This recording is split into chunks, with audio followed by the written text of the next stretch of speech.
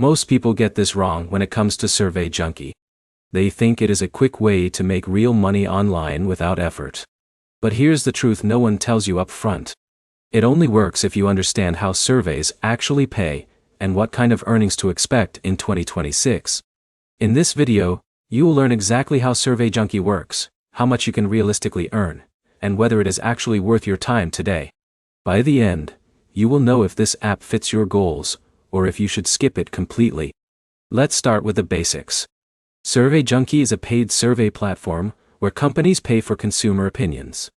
You answer questions about products, habits, or services, and you earn points that convert into cash or gift cards. Simple idea, but here's where most people fail. They expect full-time income from part-time tasks. Now here's how earning actually works in 2026. Most surveys pay between a few cents to a couple of dollars depending on length and complexity. For example, Alex might get a short 5-minute survey worth 20 cents, while a longer 20-minute survey might pay $1 to $2. It adds up slowly, not instantly. But here's the problem. Not everyone qualifies for every survey. You may get screened out halfway through.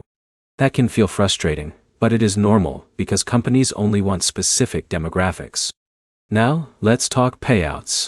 Survey Junkie typically allows cash outs through PayPal or gift cards once you hit the minimum threshold. This is where it gets interesting. The minimum payout is relatively low compared to many similar apps, which means you can actually withdraw without waiting weeks or months. In a minute, I'll show you the real strategy users use to earn faster without wasting time on low-paying surveys. The key is selection. Instead of jumping into every survey, users like Jake focus on higher-paying, longer surveys that match their profile better.